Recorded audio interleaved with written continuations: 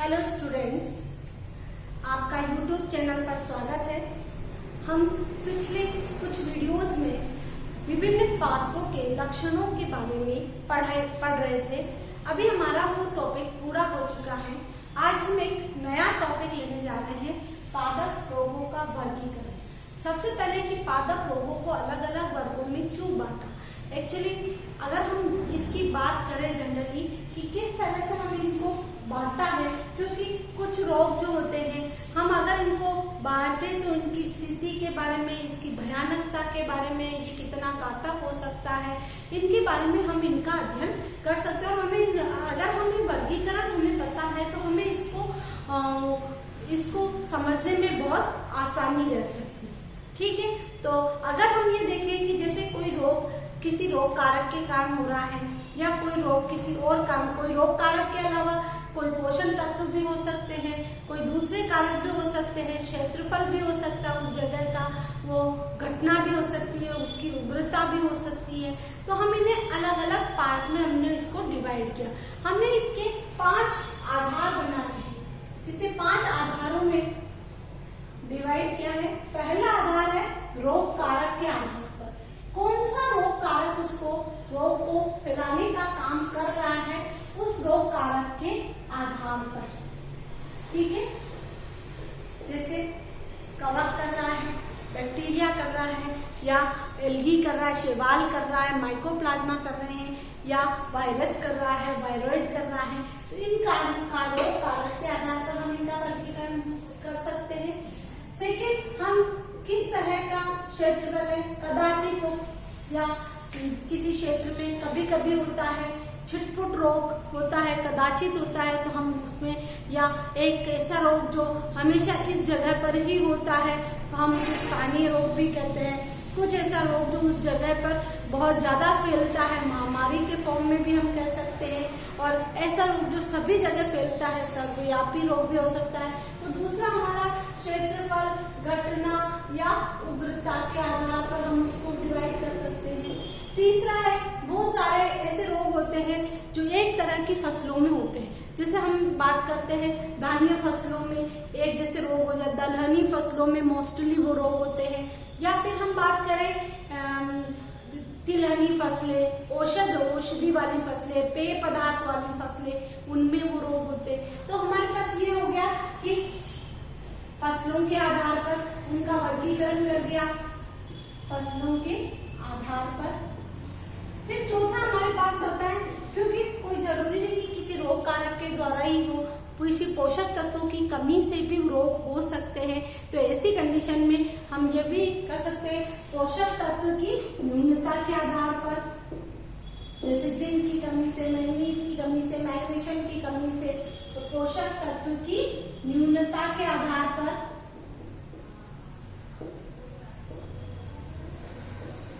और लास्ट आता है कि हम ये जानते हैं कि अलग अलग ऋतुओं में अलग अलग तरह के रोग होते हैं। तो हम एक हमारा आधार क्या बना सकते हैं, ऋतु के आधार पर भी, ऋतु के आधार पर रोगों का वर्गीकरण। तो हमारे पास ये 5 आधार है कि कोई रोग कारक के आधार पर, क्षेत्रफल, घटना या उग्रता के आधार पर, फसलों के आधार पर, किस तरह की फसलें हैं, कि हमने फसलों को अलग अलग पार्ट में बांटा है। हमें पता है धान्य फसलें अलग होती है, तिलहनी अलग होती है, दलहनी अलग होती है, और उसके बाद औषधीय फसलें अलग होती है, पेय पदार्थ वाली फसलें अलग होती है, सब्जियों वाली फसलें अलग होती है।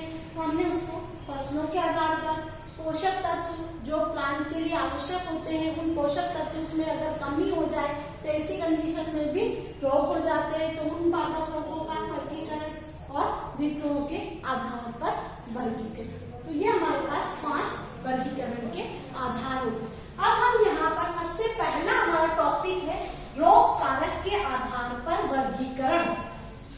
रोग कारक के आधार पर वर्गीकरण, है ना। रोग कारक, अब हम यहाँ पर 3 तरह के रोग कारक लेते हैं। ऐसे रोग कारक जो जीवित होते हैं, ठीक है, सजीव है। कौन से है, सजीव, जिसको हम क्या कहेंगे, बायोटिक।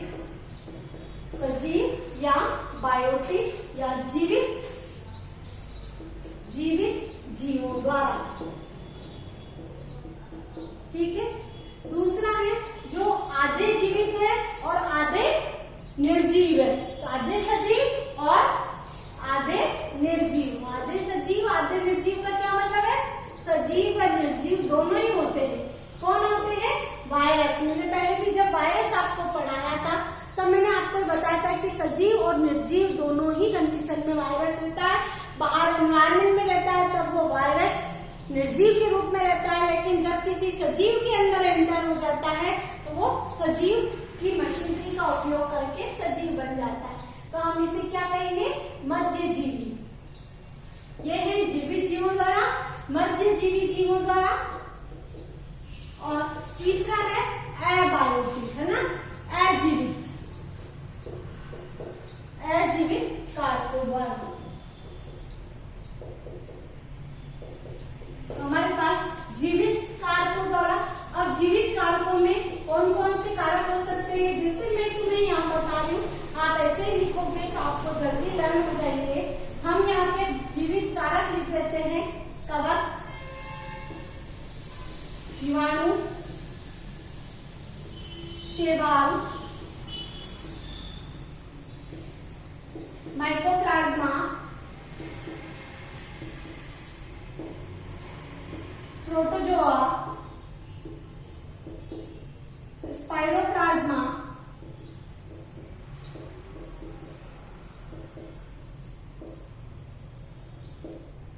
और अगला है परजीवी पादपों द्वारा।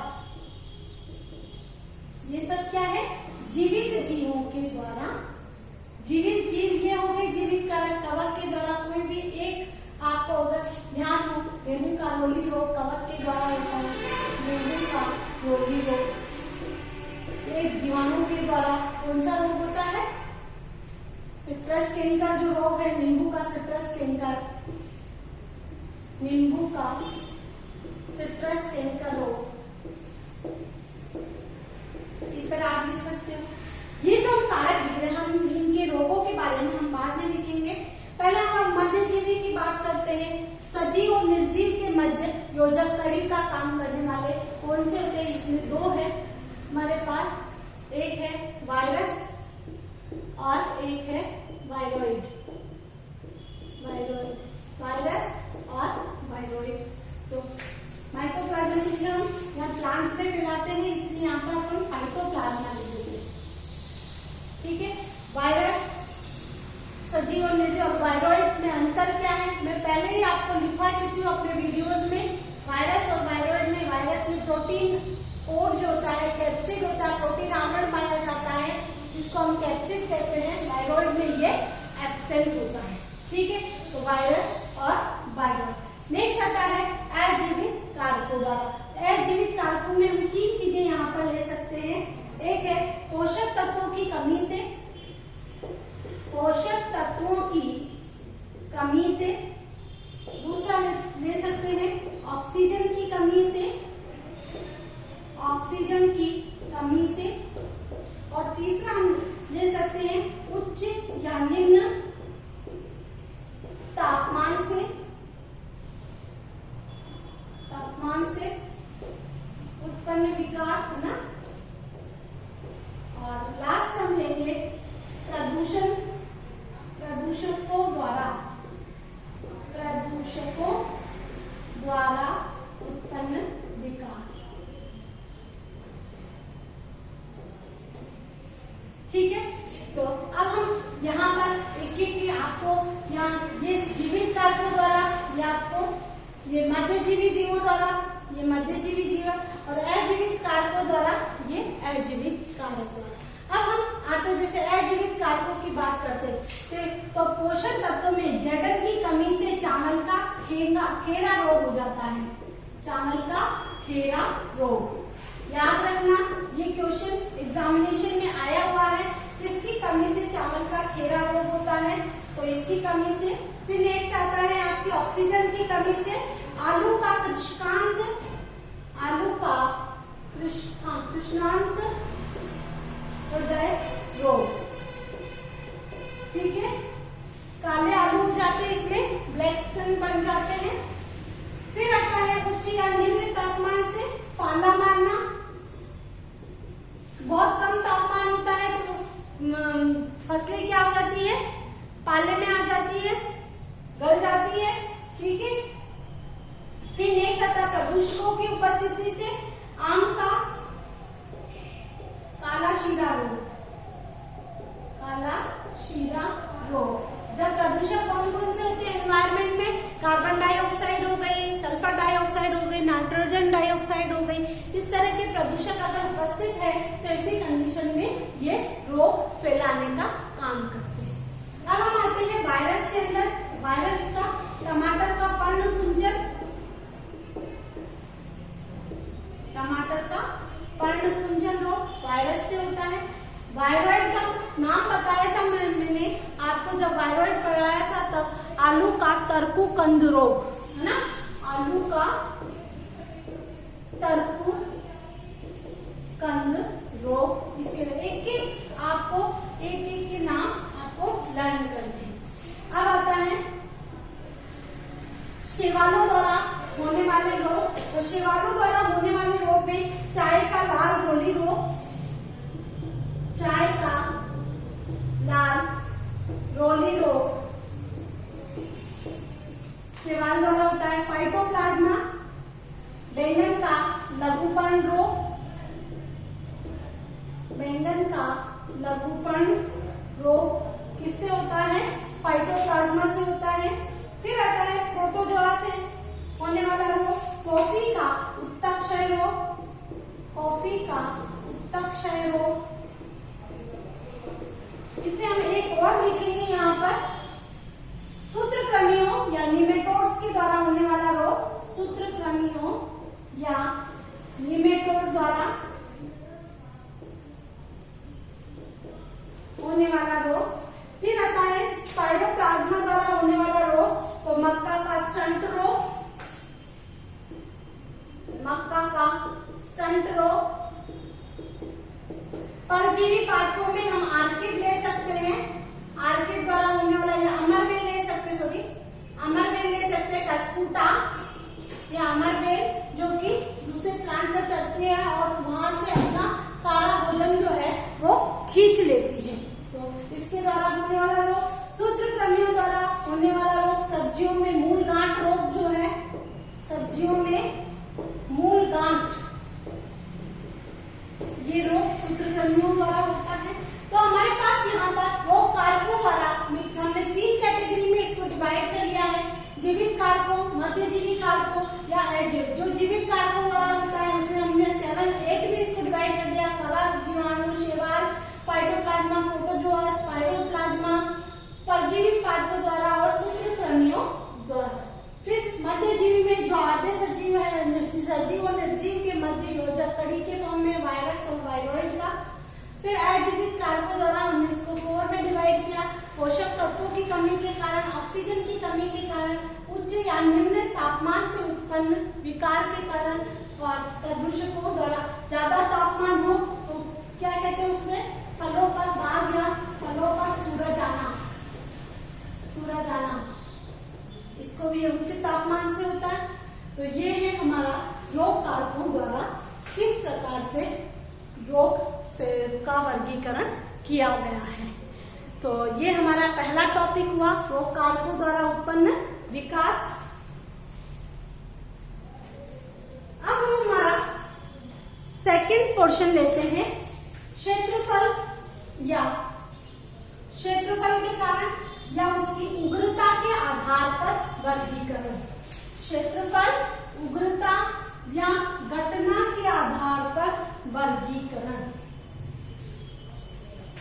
ठीक है, तो हमारे पास आ गई क्षेत्रफल, क्षेत्रफल, उग्रता और वो घटना के आधार पर, है ना, घटना के आधार पर। इसको हमने 4 भागों में डिवाइड कर दिया है। ये 4 भाग। पहला भाग हम लेते हैं कदाचित, कदाचित या छिटपुट रोग, छिटपुट रोग। दूसरा रोग हम लेते हैं यहाँ पर स्थानिक रोग, स्थानिक रोग। तीसरा हम लेते हैं महामारी रोग, महामारी रोग। और चौथा हमारे पास आता है सर्वव्यापी रोग, सर्वव्यापी रोग। ठीक है, सबसे पहले आता है हमारा कदाचित या छिटपुट रोग। कदाचित या छिटपुट रोग जो है कहीं कहीं पर प्रेजेंट होते हैं, कहीं पर प्रकट हो जाते हैं, नहीं भी होते हैं, लेकिन पेशेंट होते हैं उन्हें हम कहते हैं कदाचित या जैसे ककड़ी का जो रोग है, ककड़ी का जो कोणीय पत्ती धब्बा रोग, इसमें ये क्या है, ये कहीं कहीं पर प्रकट होता है, कहीं पर नहीं होता है। तो इस तरह का रोग जो कभी कभी होते हैं या छिटपुट होते हैं उन्हें हम कहते हैं कदाचित या छिटपुट रोग। स्थानिक रोग एक जगह स्पेशल पर होता है, जैसे भीलवाड़ा में इस तरह की डिजीज है तो ये केवल भीलवाड़ा में ही है, तो भीलवाड़ा में वो रोग क्या हो गया, एक स्थानिक हो गया, है ना। तो भाई एक स्पेशल सिटी के अंदर जब या स्पेशल जगह पर अगर वो रोग होता है तो हम उसे कहते हैं स्थानिक रोग। जैसे कि एग्जांपल देती हूँ, आलू का मस्सा रोग, आलू का जो मस्सा रोग है ये दार्जिलिंग में होता है ना, दार्जिलिंग में होता है। तो ये स्पेशल है कि ये दार्जिलिंग में होता है, तो हम क्या कहेंगे इसको, ये केवल दार्जिलिंग में होता है, इसीलिए ये क्या हो गया, एक स्थानिक रोग हो गया। ठीक है, तो स्थानिक रोग क्या होते हैं, किसी एक विशेष स्थान पर ही होते हैं। ठीक है, और इसी विशेष स्थान पर ये अपनी सामान्य से अपना उग्र रूप दिखाते हैं कि कहीं कहीं ये केवल उसी जगह पर होंगे, पहले सामान्य रूप और धीरे धीरे बढ़कर बहुत ज्यादा फैल जाते हैं उसी जगह पर, तो उसको हम क्या कहेंगे, स्थानिक रोग या स्थानीय रोग। ठीक है, इसके साथ एक और बताती हूँ मैं आपको, आलू का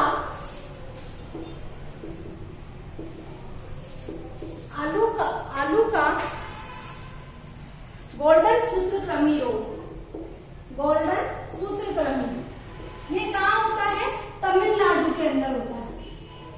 तो ये केवल तमिलनाडु के अंदर ही है, तो ये क्या हो गया, वहां पर ही अपनी सामान्य और अपनी उग्र रूप दिखाएगा, तो ये क्या हो गया, वहां के लिए ये स्थानिक रोग हो गया।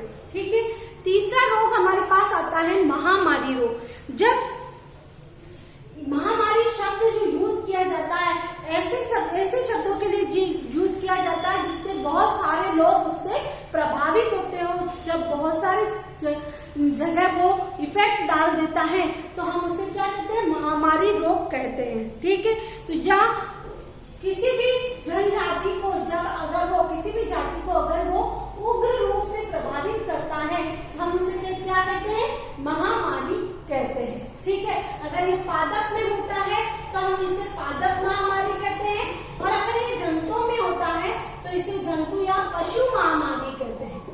ठीक है, पशु महामारी कहते हैं। यह जिस स्थान पर होता है वहां पर बहुत ज्यादा विनाशकारी होता है, उसे हम कहते हैं महामारी। फॉर एग्जाम्पल, जैसे उड़ीसा के अंदर पहले नेजा या इस तरह का कोई रोग ज्यादा फैल गया था, तो वो क्या हो गई, उस जगह के लिए वो क्या हो गई, महामारी हो गई। वो जो फैला उसके कारण बहुत ज्यादा विनाश हो गया, उसको कहते हैं महामारी। ठीक है, गेहूं का रोली रोग, जैसे हमने राजस्थान के अंदर देखे तो गेहूं का जो रोली रोग है, ये रोली रोग बहुत ज्यादा मोस्टली गेहूं के अंदर पाया जाता है। ठीक है, तो ये क्या है, एक महामारी के रूप में है। अब आता है सर्वव्यापी रोग। ऐसा रोग जो सभी जगह पाया जाता है, हम उसे क्या कहते हैं, सर्वव्यापी। अच्छा, महामारी में अभी क्या चल रहा है, जैसे कोरोना महामारी कह रहे हैं हम, कोरोना महामारी उसको हम क्यों कह रहे हैं, इसलिए कह रहे हैं क्योंकि उसने बहुत ज्यादा नुकसान किया है, जनजाति को बहुत ज्यादा नुकसान किया है। इसके अलावा हमारे जो जनजीवन को है वो प्रभावित किया है उसके कारण, और बहुत ज्यादा फैल गया है, तो यहाँ पर वो क्या हो गया, महामारी हो गया। लेकिन सर्वव्यापी का मतलब कि ऐसे रोग जो सभी जगह पाए जाते हैं, हम उन्हें क्या कहेंगे, जो सभी जगह पाए जाते हैं उसे हम कहते हैं सर्वव्यापी रोग कहते हैं। जैसे आलू की पचेती अंगमारी, आलू की पचेती अंगमारी, ये जो रोग है ये सभी जगह पाया जाता है। हम ऐसे रोगों को हम क्या कहेंगे, जो किसी, जैसे हम ये कहेंगे एशिया महाद्वीप में ये पाया जाता है, या इस वर्ल्ड के इस तरह पे ये पाया जाता है, तो ये क्या, ये ऐसे रोग जो है वो मोस्टली सभी जगह जहाँ पाए जाते हैं उसको हम सर्वव्यापी रोग कहेंगे। तो ये यहाँ पर हमने क्षेत्रफल, उग्रता और घटना के आधार पर रोगों का